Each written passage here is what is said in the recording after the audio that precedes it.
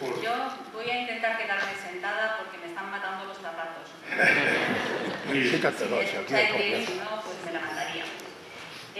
Bueno, mi nombre es Carmen López, como bien ha dicho nuestro moderador. Pertenezco a la plataforma Marea de Residencias, que junto con Verdad y Justicia, en las residencias de Madrid, como decía mi compañero, impulsamos esa comisión ciudadana, que la forman 7 personas maravillosas que la verdad es que han hecho un trabajo encomiable y han conseguido esclarecer mucho de esa verdad que se esconde detrás de lo que pasó en las residencias de Madrid, que fue, por un lado, lo más escandaloso, no solamente de todas las comunidades autónomas españolas, sino también de regiones europeas, de países de nuestro entorno. Marea de Residencias nació antes de la pandemia, nació en 2019, en septiembre. Su trayectoria desde septiembre de 2019 hasta el inicio de la pandemia fue breve, pero sí que es cierto que en noviembre de 2019 hicimos una gran manifestación donde acudió bastante gente, pero incluso estuvimos denunciando conmociones en ayuntamientos, estuvimos poniendo mociones también en la Asamblea de Madrid, hicimos manifestaciones, etc. Y llegó la pandemia. Ya podríamos decir que era algo que veníamos anunciando porque realmente era una situación en la que se vivía en las residencias insostenible. Y lo malo es que se sigue viviendo una situación insostenible, peor si cabe de la que se vivía antes de la pandemia. Marea de Residencias, cuando empezó la pandemia y nos tuvimos que quedar todos en casa, empezamos a hacer reuniones virtuales y recibíamos quejas y solicitud de ayudas de infinidad de trabajadores, de familiares, de residentes que estaban viviendo aquella situación de abandono y de terrible sufrimiento en las residencias. Ante aquella situación tan espantosa, decidimos presentar unas querellas criminales que fueron en principio presentadas por unos abogados que de forma altruista colaboraron con nosotros y se presentaron de forma individual. El día 11 de mayo de 2020 se presentaron 26 primeras querellas en Plaza Castilla y a partir de ahí, a los 2 días, cesaron al firmante de los famosos protocolos de la vergüenza, el señor Carlos Moore, que era el director de Coordinación Sociosanitaria.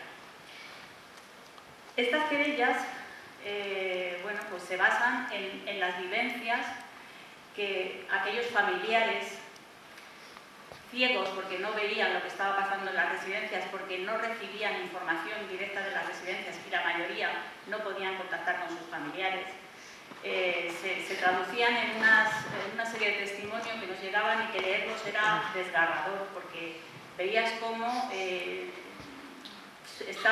sufrimiento afloraba de una manera impresionante en aquellos testimonios y se repetían con distintas vivencias, pero básicamente estaba ocurriendo lo mismo en la mayoría de las residencias. Llegamos a recibir 400 testimonios y en principio abrimos un formulario que lo abrimos a toda España porque queríamos que nos llegasen testimonios de toda España para presentar querellas si hubiera sido necesario en toda España.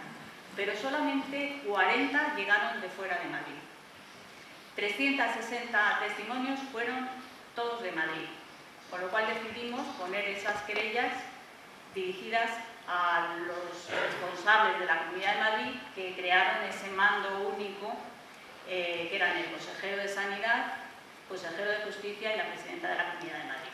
También lo dirigimos contra los directores de las residencias, puesto que eran los responsables de la gestión y era la única manera de presentar esas querellas en los juzgados y no en el Tribunal Supremo, puesto que los demás eran aforados. Bueno, hoy en día os explico así rápidamente, porque hay mucha controversia, hay mucha falta de información con respecto a esas querellas. Esas querellas pues, se han ido archivando efectivamente, pero todavía hoy permanecen vivas en los juzgados de primera instancia, unas ciento y pico, y ya hay 69 en el Tribunal Constitucional. Porque estas querellas, cuando se archivan en juzgados de primera instancia, se puede recurrir de forma automática en la audiencia provincial, en el recurso de apelación. Esto se hace y si la audiencia provincial archiva también, que lo hace en algunas ocasiones y en otras no, en otras abre diligencias, pues entonces este recurso se eleva al Tribunal Constitucional con el permiso y la autorización de los querellantes, que algunos deciden no continuar viendo lo difícil que es. Estas medidas tan crueles, estas medidas tan faltas de humanidad que pusieron en la Comunidad de Madrid y que ejecutaron de una forma tajante, evitaron que 7.291 personas, según las cifras oficiales, que probablemente y seguramente están subestimadas, impidieron que esas personas fueran derivadas al hospital, que era su derecho. O sea, impidieron que ejercieran un derecho que era suyo y no tenían por qué quitarles ese derecho. Y eso les abocó a una muerte cruel e indigna. Esto no se puede perdonar. Y además de esas 7.291, mi madre concretamente, yo soy hija de una de estas víctimas, mi madre murió en el hospital, pero mi madre no forma parte de esas 7.291. Sin embargo, estuvo 3 días, ella tenía un teléfono móvil y nos lo cogía y a diario hablábamos con ella, pero estuvo 3 días sin poder cogernos el teléfono. Estuvo agonizando 3 días en la residencia por los dichosos protocolos, hasta que yo me presenté en la residencia y la misma doctora de la residencia me dijo: han dado el permiso de ingresar a tu madre porque yo me he equivocado y he dicho que tu madre caminaba. El criterio que emplearon para derivar a tu madre al hospital, la geriatra de enlace, fue preguntarle a la doctora cuál era su situación de dependencia, si mi madre caminaba y se valía por sí misma. Como la doctora se equivocó y dijo que sí, finalmente mi madre, después de 3 días de agonizar en la residencia, ingresó en el hospital. Ese fue el criterio clínico que se empleó, la situación de dependencia. Y esa figura de geriatras de enlace que se crearon en los hospitales públicos se creó para precisamente no atenderlos en los hospitales. No se les atendió en los hospitales, no se les atendió en las residencias. El personal estaba mermado ya de por sí antes de la pandemia, pero después cayeron de baja alrededor del 40% de las personas que trabajaban en las residencias y no fueron sustituidos.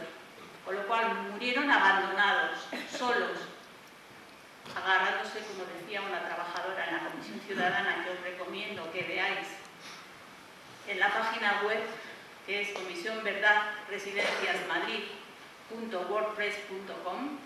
Os recomiendo que veáis esas jornadas porque realmente es digno, es un sufrimiento tremendo, pero hay que ser conscientes de lo que se vivió ahí, porque esto no lo podemos olvidar. La memoria es necesaria, necesitamos seguir manteniendo esa memoria viva y no podemos pasar página. No lo vamos a pasar los familiares, no lo vamos a pasar las trabajadoras, tampoco lo van a pasar, pero la sociedad, todos nosotros tenemos que ser conscientes de que esto, si pasamos páginas, si lo olvidamos, volverá a repetirse.